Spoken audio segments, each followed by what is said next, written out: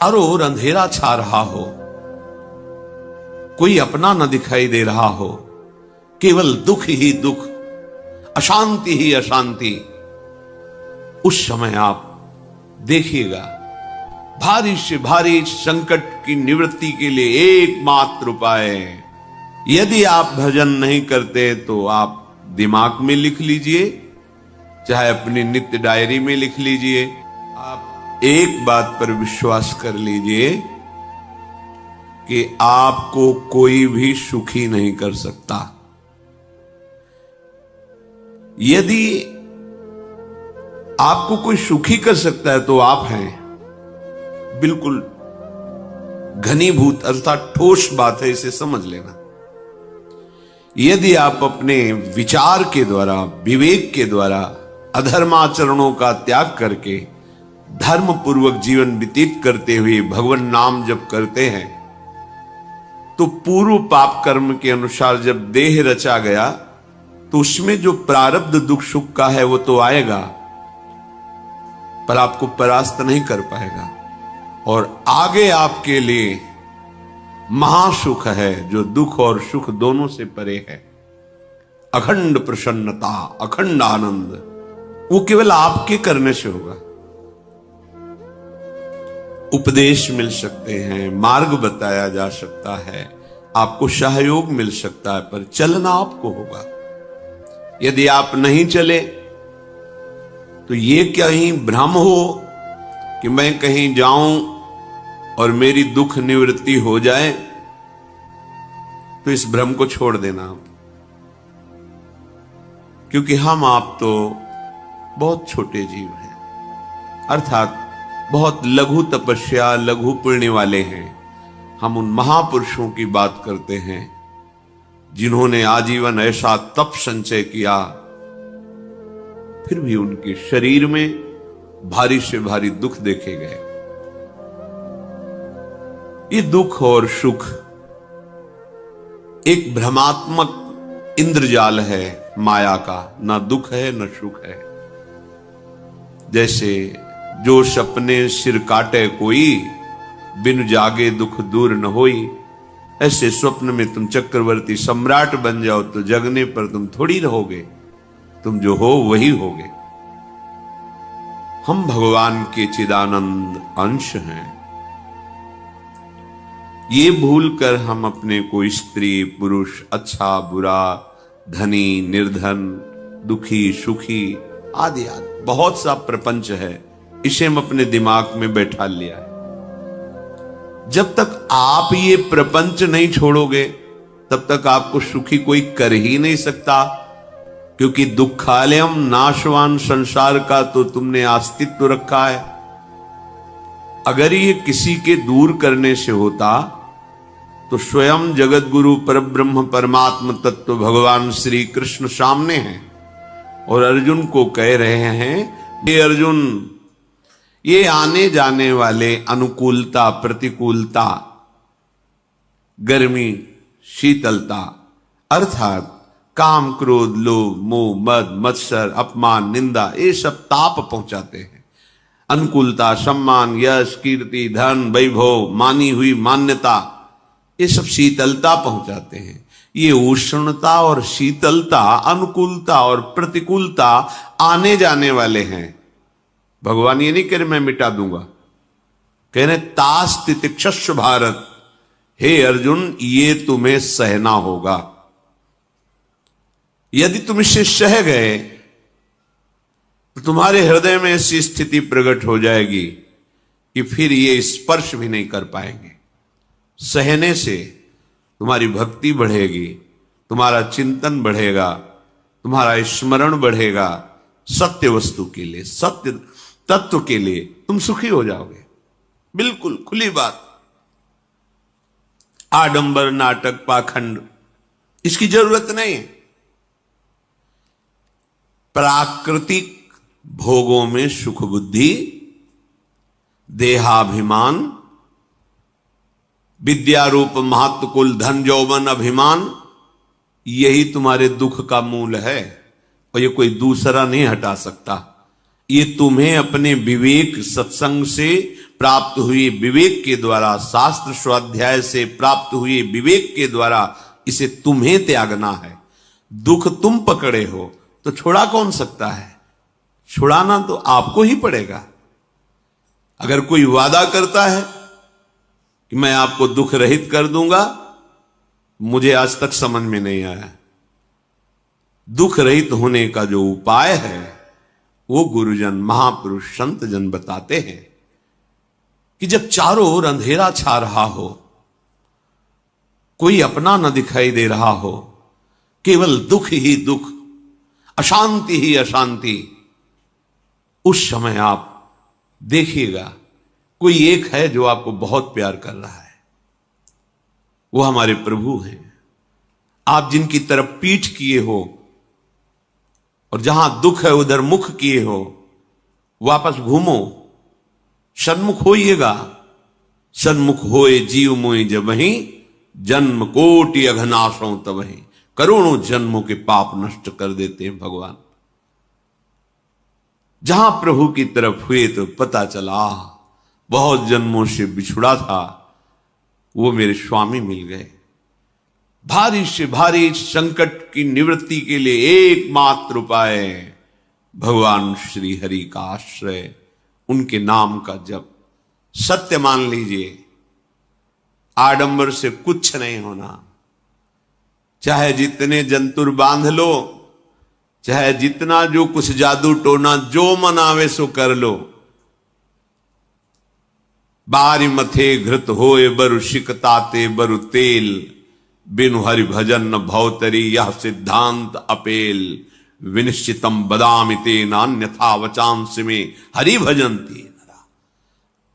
अटल बात है, यदि भजन नहीं करोगे तो तुम्हें कोई सुखी नहीं कर सकता। तात्कालिक आपको ऐसा लग सकता है मेरा काम बन गया, नहीं, वो तत्कालिक है।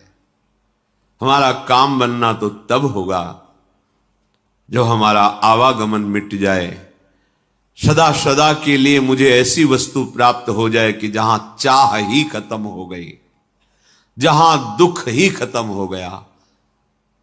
वो हमारा स्वरूप है, वो हमारे आराध्य देव हैं। प्रार्थना मान लीजिए, भटकाव से बचिए। ये कलिकाल मलायतन मन कर देख विचार, श्री रघुनाथ नाम बिन नाहिन आन आधार। महापुरुषों ने स्पष्ट कहा है। ये मलायतन मल का आगार है। मल माने कामना, नाना प्रकार की वासना, भ्रष्ट आचरण, छल कपट, दंभ पाखंड, बोलबाला, इसका एकमात्र श्री भगवान का नाम आधार है। जो चाहत है नित्य सुख अरु मन को विश्राम, तो हित ध्रुव हित सो भजत रो पल पल श्यामा श्याम श्यामा श्याम श्यामा श्याम। यदि सच्चिदानंद शाश्वत सुख चाहते हो, जहां से कभी हटना ना पड़े, केवल सुख ही सुख है, आनंद ही आनंद है, और मन का विश्राम चाहते हो कि भाग दौड़ मन की मिट जाए, तो बस प्रेम से बोलते रहो श्यामा श्याम श्यामा श्याम, राधे श्याम, राधा राधा राधा वल्लभ। ये बड़ी शोध करके महापुरुषों ने बात कही है। यदि आप भजन नहीं करते तो आप दिमाग में लिख लीजिए, चाहे अपनी नित्य डायरी में लिख लीजिए, जो आप दिनचर्या लिखते हैं। आपको कहीं भी कभी भी कोई भी सुखी नहीं कर सकता। गांठ बांध लीजिए, भटकने की जरूरत नहीं है। और यदि नाम जप करने लगे, धर्माचरण करने लगे, तो तुम आशीर्वाद देने वाले बन जाओगे। सातरति सातरति सा लोकांतारयति। ध्यान दीजिए, वो तर जाता है, वह तर जाता है, वो लोकों को तार देता है। जब पृथ्वी में भयंकर पापाचरण की वृद्धि हुई, असुरों के द्वारा प्रेरित होकर के जहां भी धर्माचरण, नाम कीर्तन, यज्ञ, हवन, होम, ऋषि मुनि विध्वंस कर दो, क्या हुआ? कोई दूसरा दिखाई दिया क्या? नहीं। किसी की सामर्थ्य नहीं थी। सब मिलकर के ब्रह्मा जी के पास गए, जो ईश्वर कोटि के महापुरुष, सबने ब्रह्मा जी से प्रार्थना की। ब्रह्मा जी ने कहा, हम भी जिनके सेवक हैं वही प्रभु अब हमारे दुख का निवारण कर सकते हैं। सोचो, आप किसी और से दुख निवृत्त कराना चाहते हैं? जिसने सृष्टि बनाई है, भगवान ब्रह्मा जी भी कह रहे हैं मैं जिनके सेवक हूं वही प्रभु हमारे और आप सबके दुखों का निवारण करते हैं। तो आपको समझ में नहीं आ रहा कि एकमात्र भगवान श्री हरि ही हमारे दुख का निवारण कर सकते हैं। हमें कहीं भागने दौड़ने की जरूरत नहीं है। साधु समागम इसलिए किया जाता है कि हृदय पवित्र हो जाए, पवित्र हृदय की पहचान बुद्धि में विवेक का प्रादुर्भाव हो जाए और विवेक से मोह का नाश करके हम निरंतर प्रभु के प्रेम में डूबे, भजन में डूबे। सबने एक साथ मिलकर के विचार किया कि महासुख सिंधु प्रभु से विनय करनी तो कहां जाया जाए?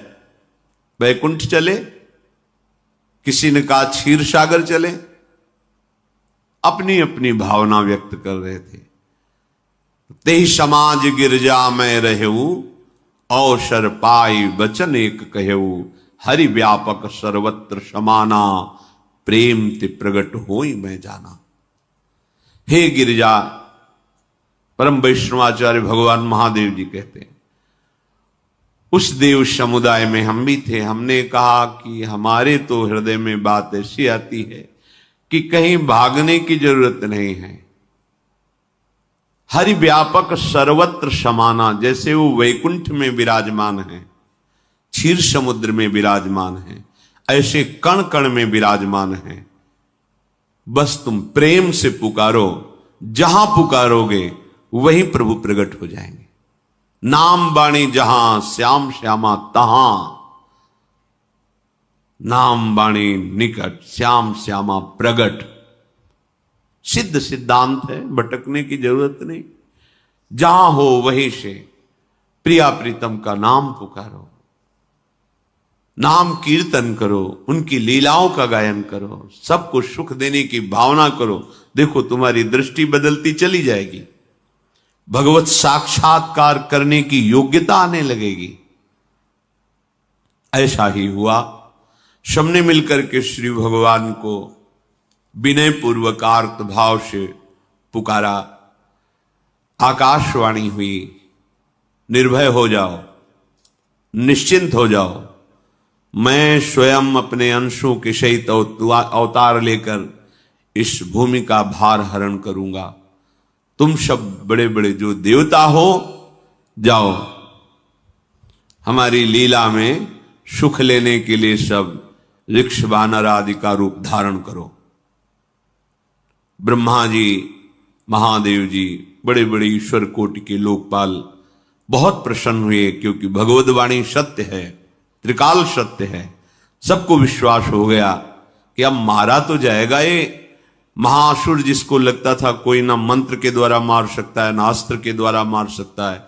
स्वयं श्री भगवान पधार रहे।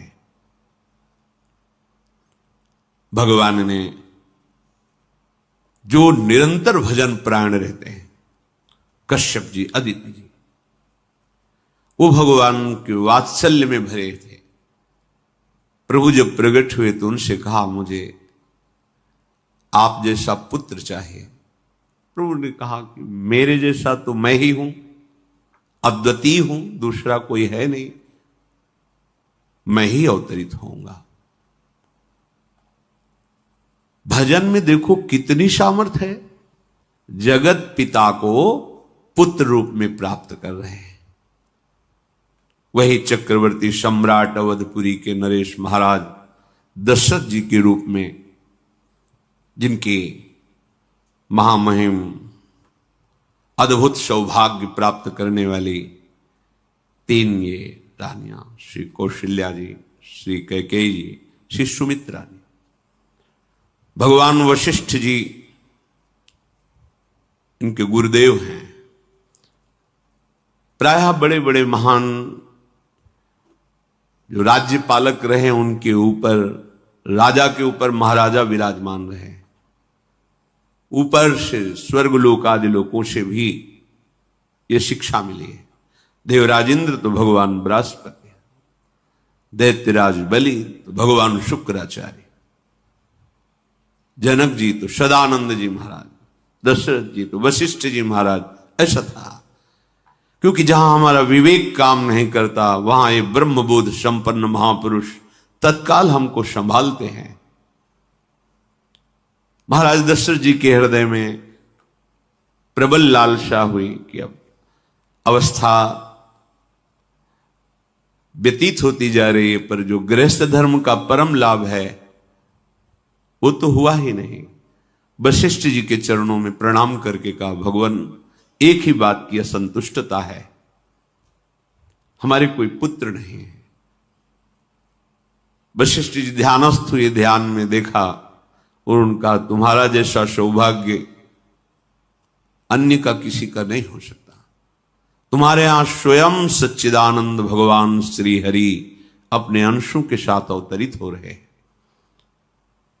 श्रृंगी ऋषि को बुलाया गया, पुत्रष्टि यज्ञ करी, उसमें साक्षात भगवान अग्निदेव प्रकट होकर के खीर दिया और कहा अपनी रानियों को पवा दीजिए। वशिष्ठ जी के आज्ञा के अनुसार उस खीर को 2 भाग में किया। प्रथम भाग श्री कौशल्या जी को दिया, जो दूसरा भाग था उसके 2 भाग किए, उसका 1 भाग कैकेयी जी को भी किया। अब जो 1 भाग बचा उसके 2 भाग किए और वशिष्ठ जी की आज्ञा के अनुसार एक माता कौशल्या जी को, एक कैकेयी जी को दिया। उन्होंने अपने हाथ से सुमित्रा जी को दिया। तो सुमित्रा जी के गर्भ से लक्ष्मण और शत्रुघ्न, कौशल्या जी ने जो भाग दिया उससे लक्ष्मण जी प्रकट हुए, जो रामचरण अनुरागी, अद्भुत अद्भुत हरि प्रेमी। शत्रुघ्न जी भरत चरणों का आश्रय लिए हुए राम जी का सेवन करते। बड़ा रहस्य है, कितनी मर्यादा है गुरु की आज्ञा से। जहां जैसा विधान होना चाहिए वैसा, तो उस बड़ा मंगल स्वरूप। ये महामहिम जगत पावन करने वाली माताएं मानो अपने गर्भ में अखिल ब्रह्मांडों के स्वामी को धारण किए हुए हैं, जिनके गर्भ में अनंत ब्रह्मांड वास करते हैं, उन प्रभु को अपने गर्भ में धारण करने का अनुभव कर रहे हैं। महाराज दशरथ बहुत प्रसन्न है। ये जीवन का परम लाभ है। प्रभु हमारे कोई भी हो, माता पिता भाई बंधु सखा पति प्रीतम पुत्र, कुछ भी, ये तो ऐसे करुणामय कोई भाव रख लो और गाढ़ भाव कर लो तो आपको अनुभव कराने लगेंगे। जिस भाव से आप देखोगे कैसा सुख महाराज दशरथ जी को हो रहा होगा, जिनको गुरुदेव से पता है कि स्वयं भगवान पधार रहे। प्रतिपल इनके दर्शन करके कौशल्या जी, कैकेयी जी, सुमित्रा जी के प्रेम पुलकित रहते हैं। दशरथ जी, अहो भाग्य, साक्षात भगवान पधार रहे हैं। समय व्यतीत हुआ, जोग लगन गृह बार तिथि सकल भये अनुकूल, चर अरु अचर हर्ष जुत राम जन्म सुख मूल। ठीक योग लगन ग्रह वार तिथि सब अनुकूल हो गई। कब? जिसके हृदय में प्रभु का प्रकाश हो जाता है। जो प्रभु के भजन में रहता है तो योग लगन ग्रह वार तिथि नक्षत्र सब अनुकूल हो जाते हैं। जो पे कृष्ण चरण मन अर्पित तो करी है का नवग्रह रंग। सब ग्रह नक्षत्र वार तिथि, ये जितने भी विघ्न कारक या शुभ कारक है, ये सब शासन में रहते हैं। जिसके हृदय में भगवान नाम चल, जिते विनायक शुभ अशुभ, ये विघ्न करे नहीं कोई। क्योंकि भगवान का नाम चल रहा है, हृदय में भगवान प्रकाशित हो गए हैं, परमानंद अनुभव होता है। ऐसे भगवान जगत में प्रकट हो रहे हैं। ये तो कभी कभी अवतार होता है, पर ये अवतार होता ही रहता है। भगत के हृदय रूपी महल में अवतार होता रहता है। जो निरंतर भगवत चिंतन परायण अपने अहम को भगवान के चरणों में समर्पित किया तो भय प्रकट कृपाला, यही हृदय में प्रकाशित हो जाते हैं। हृदय में ही दिव्य वृंदावन प्रिया प्रीतम दिव्य लीला।